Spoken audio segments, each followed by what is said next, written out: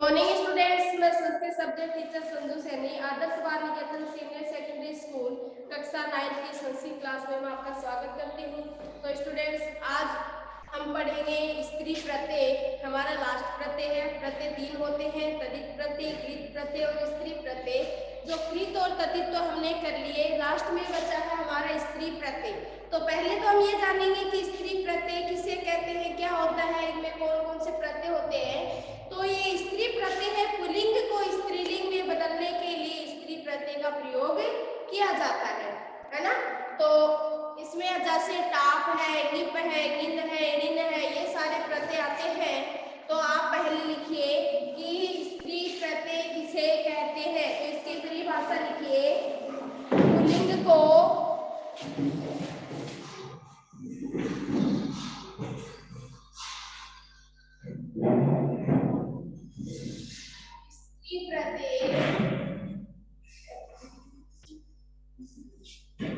Pulling को इधर आ जा, यहाँ जाके पुल्लिंग को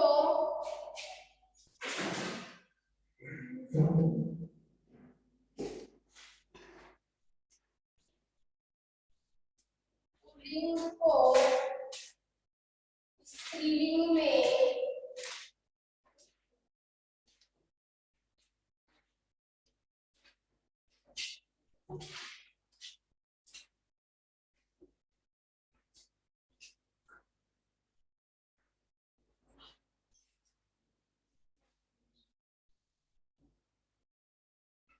पुल्लिंग शब्द को पुल्लिंग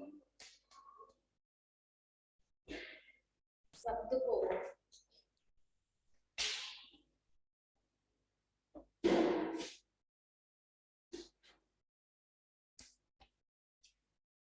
स्त्रीलिंग में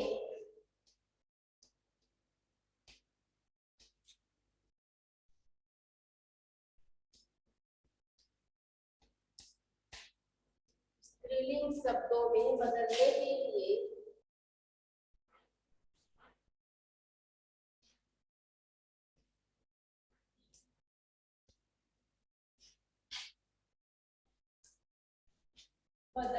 के लिए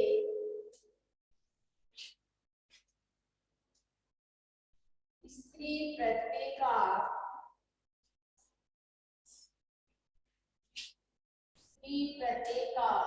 प्रयोग किया जाता है।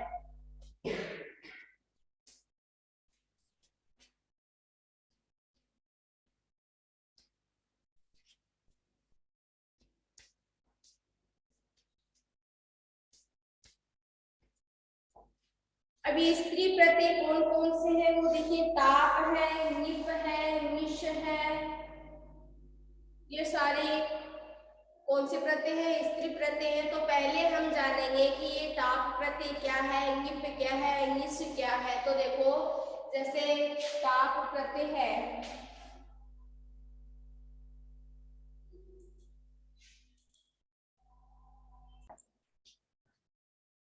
ताप प्रत्यय, निप प्रत्यय। अब देखो, ताप प्रत्यय,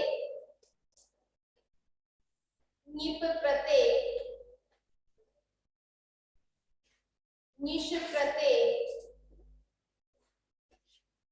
ये सारे स्त्री प्रत्यय हैं। तो देखो, ये ताप प्रत्यय का पै का लोप हो जाता है और टे का लोप हो जाता है। इसका आ भाग शेष बचता है। कौन सा भाग शेष बचता है? आ भाग शेष बचता है। निप का पै का लोप हो जाता है, ने का लोप हो जाता है। ई कौन सी है? ह्रस्व या दीर्घ ई है? दीर्घ ई है, हाथ बड़ी ई, तो ये इसमें ई बच गई। इसी तरह निश में श का लोप हो गया, न का लोप हो गया और ई भाग शेष बचता है। ठीक है। तो जैसे पुल्लिंग को स्त्रीलिंग में बदलने के लिए प्रत्यय का प्रयोग किया जाता है। जैसे टाप प्रत्यय है, जैसे कुमार शब्द है, ठीक है, जैसे मनीष शब्द है, जैसे अज शब्द है, ठीक है। अब इसमें निप प्रत्यय जोड़ेंगे, ठीक है, तो इसमें कौन सा भाग शेष बचा था? अपना ई भाग शेष बचा था। ये शब्द है पुल्लिंग का, है ना। अब इसको स्त्रीलिंग में बनाने के लिए इसमें दीर्घ ई है, तो दीर्घ ई लगाने पर ये पुल्लिंग शब्द का स्त्रीलिंग शब्द बन गया। तो ये क्या हो गया, कुमारी हो गया। मनीष शब्द है, ये पुल्लिंग शब्द है। अगर हम इसमें टाप प्रत्यय लगाएंगे तो टाप प्रत्यय का आपको पता है कौन सा भाग शेष रहता है, आ भाग शेष रहता है ना।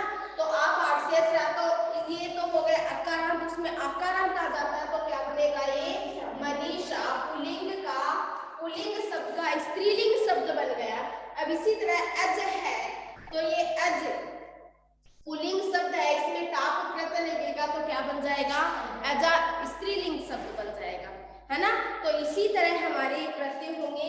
तो ये इतना तो नोट कर लो। अब हम इससे आगे लिखो टाप प्रत्यय।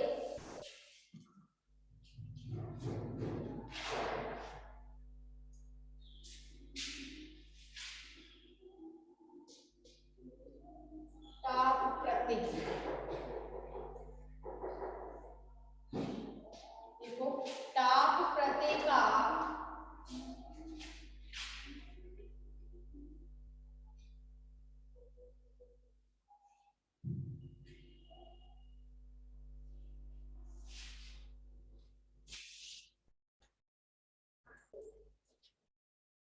टाप प्रत्यय का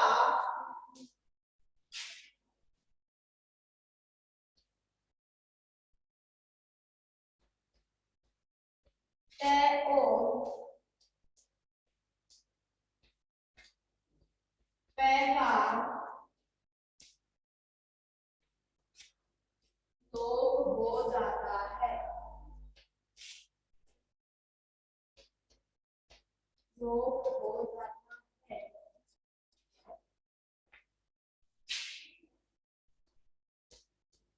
और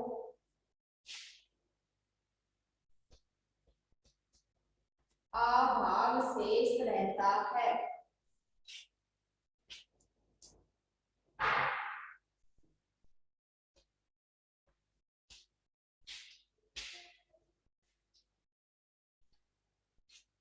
जैसे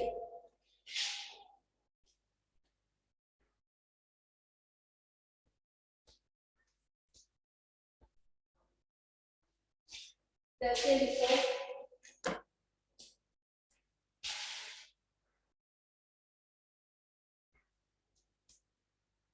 ये तो हो गया शब्द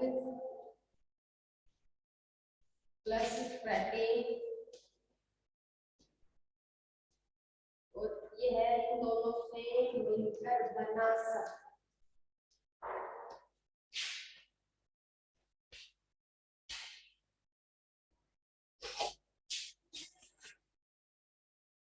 छात्र, छात्र में टाप प्रत्यय लगा तो टाप का कौन सा भाग शेष रहा, आ भाग शेष बचा। ठीक है, तो छात्र में टाप प्रत्यय लगा तो क्या बन गया, छात्रा। अब है सुत, सुत यानी होता है पुत्र। टाप प्रत्यय लगा, टाप का आ भाग शेष बचा, सुत का, सुत में आ लगा तो क्या बन गया, सुता। सुता यानी होती है क्या, पुत्री। ठीक है, अब इसी तरह है बालक।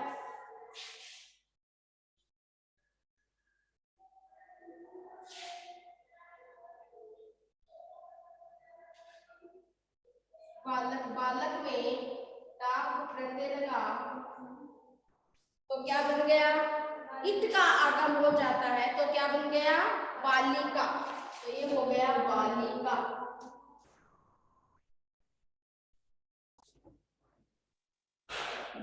सुना थोड़ी ना है, अंदर से ऐसे बोलो जब ए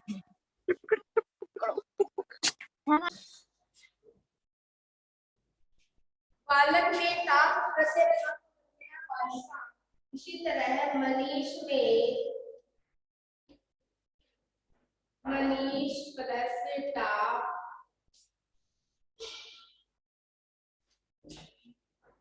इसी तरह होगा मनीषा।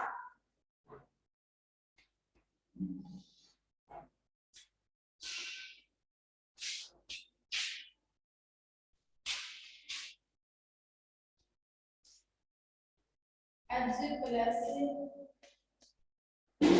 का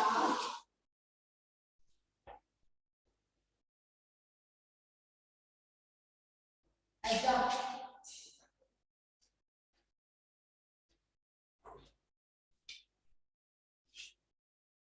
कमल प्लस ताप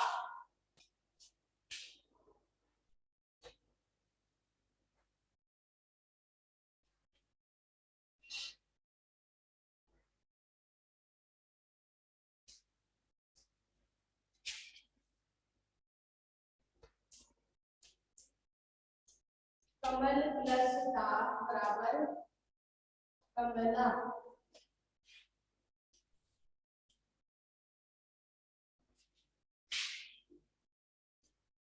अंतिम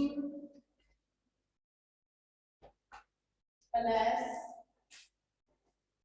ताप बराबर क्या बनेगा अंतिमा।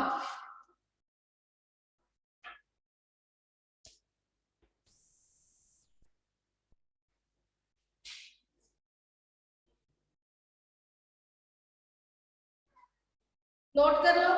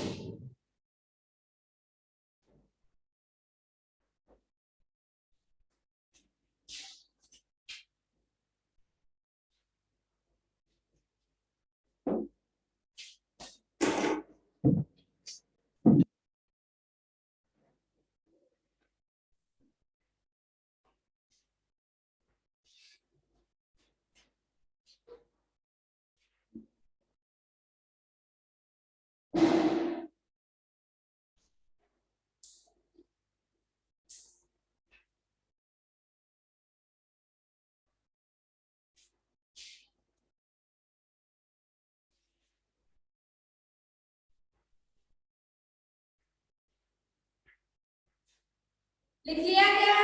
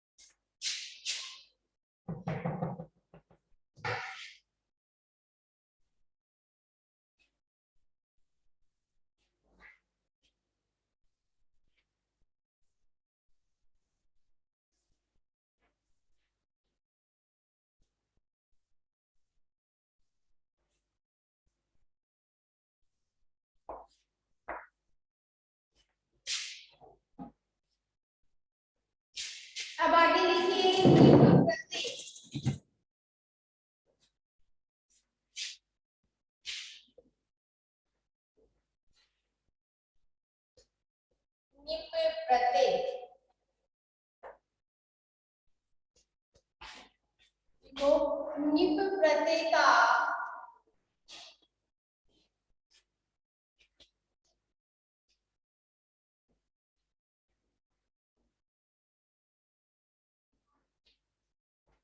ई भाग शेष रहता है।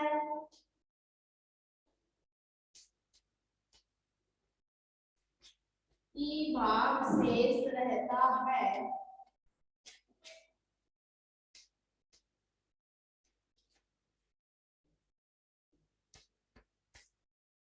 और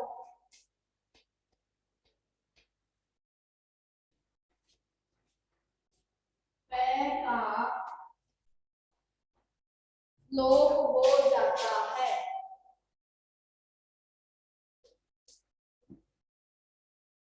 लोप हो जाता है।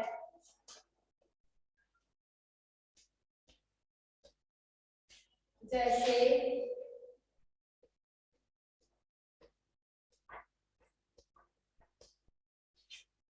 शब्द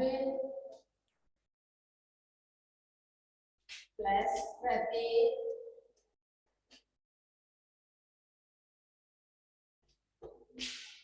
प्रत्यय से बना शब्द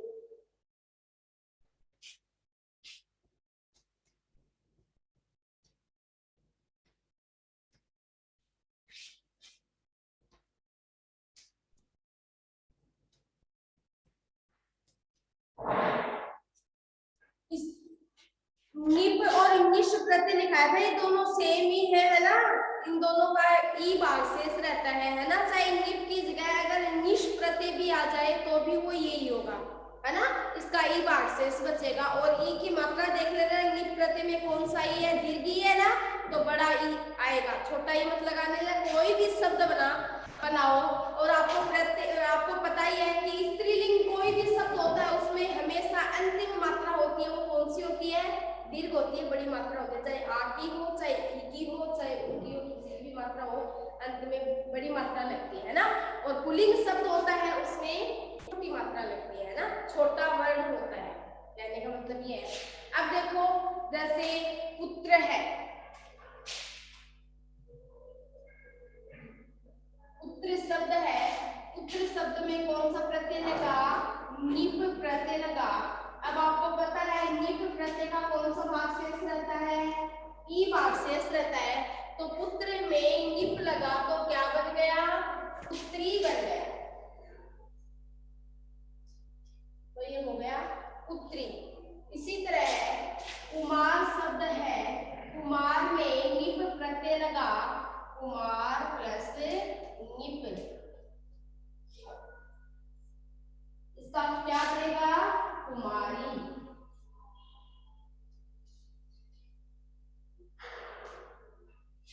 जैसे राजकुमार है,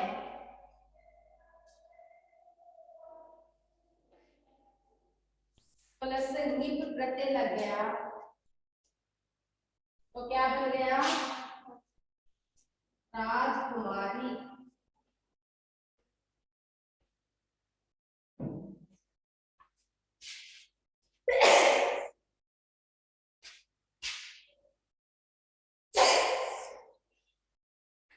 नद शब्द है,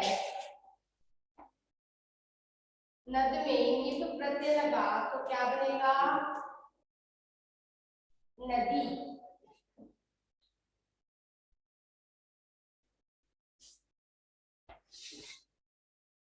देव शब्द है, देव प्लस निप प्रत्यय,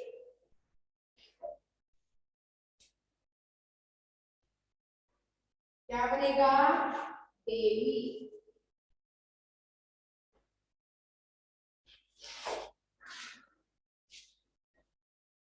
पुत्र में लगने से बना पुत्री।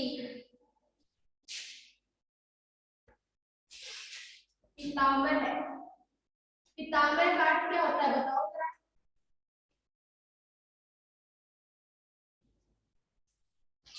पितामह यानी क्या होता है, किसको कहते हैं पितामह,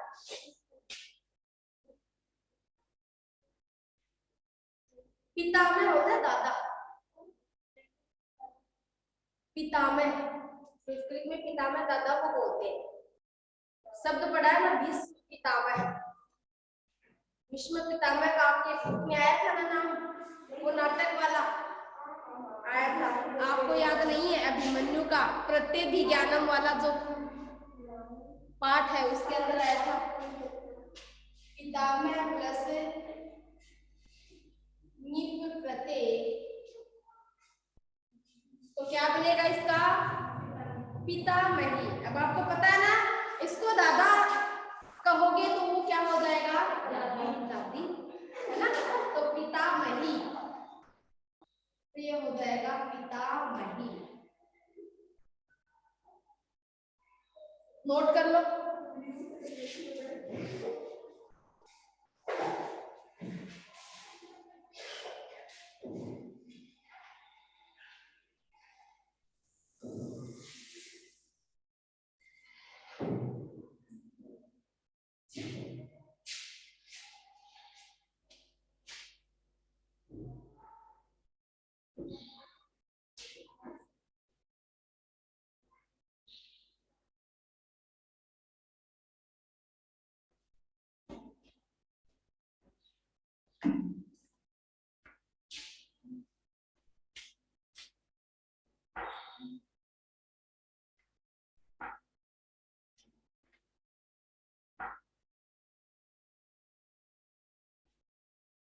तो आपके प्रत्यय का टॉपिक है ये कंप्लीट हो गया है ना?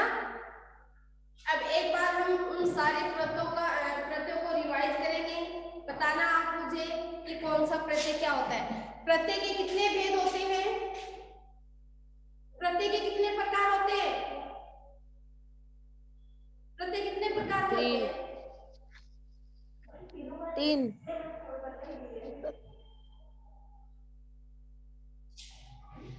Very good. उम्मीदों पे पानी फेंक दिया आप लोगों ने।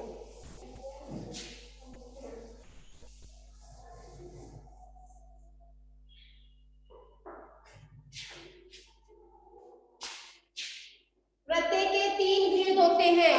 कितनी बार तो बता दिया। पहला है कृत प्रत्यय, दूसरा है तद्धित प्रत्यय, और तीसरा जो आज करवाया है वो है स्त्री प्रत्यय।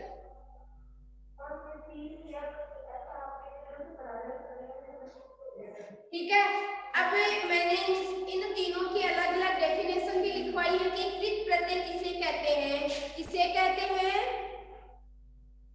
धातु के अंत में जुड़कर जो शब्द अर्थ में परिवर्तन करते हैं, सुंदरता लाते हैं इस शब्द में, वो कौन से प्रत्यय कहलाते हैं? कृत प्रत्यय कहलाते हैं। धातु प्लस प्रत्यय, मैं हमेशा जब मैंने उदाहरण भी करवाए तो धातु प्लस प्रत्यय लिख के करवाए हैं। तद्धित प्रत्यय में जब मैंने करवाया तो शब्द प्लस धातु, शब्द प्लस प्रत्यय लिखकर मैंने इनके उदाहरण करवाए। और अब भी स्त्री प्रत्यय में भी देख लेना, शब्द प्लस प्रत्यय लिख के ही मैंने आपको करवाया। तो इनको देख के ही आपको पता लग जाना चाहिए कि धातु के साथ में जो प्रत्यय जुड़ते हैं वो तो कौन से प्रत्यय होते हैं? कृत प्रत्यय या कृदंत प्रत्यय। और संज्ञा, सर्वनाम, विशेषण आदि शब्दों के आगे जुड़कर, आदि शब्दों के बाद में जुड़कर जो प्रत्यय अर्थ में परिवर्तन करते हैं, अर्थ में सुंदरता लाते हैं, उन्हें क्या, कौन सा प्रत्यय कहते हैं? तद्धित प्रत्यय कहते हैं। पुल्लिंग शब्द को स्त्रीलिंग शब्द बनाने के लिए हम स्त्री प्रत्ययों का प्रयोग करते हैं। समझ गए ना? अब तो नहीं भूलोगे। अगर आपको कहीं भी धातु के साथ में, धातु आपको पता है ना, धातु पठ, वद, लिख, गम, गच्छ, पत्त, पश्च, धाव, ये सारे क्रीड, क्री, ये सारे क्या है?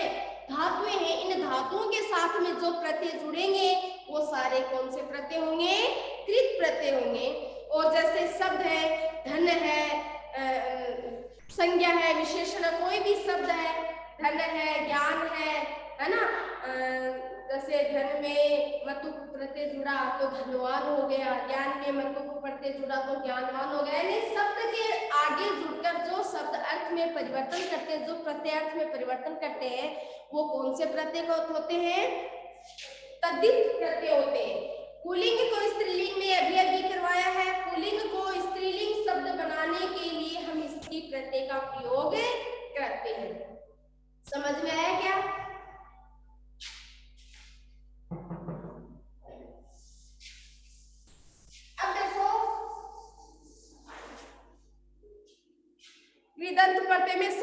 पहले मैंने पढ़ाया था सत्री और सानस प्रत्यय।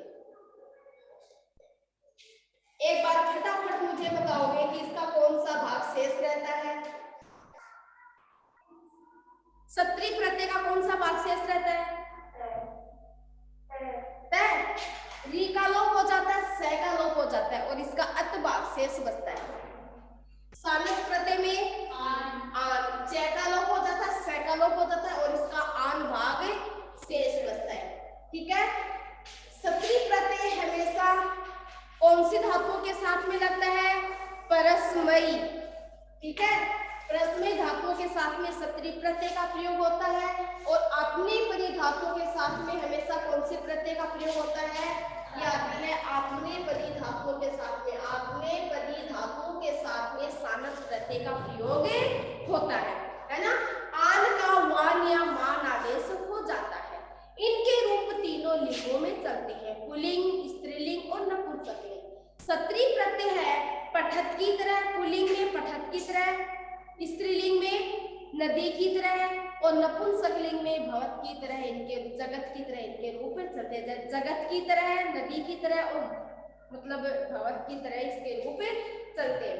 ठीक है, सानस प्रत्यय है पुल्लिंग में राम की तरह, स्त्रीलिंग में रमा की तरह और नपुंसकलिंग में हल की तरह इनके रूप में चलते हैं।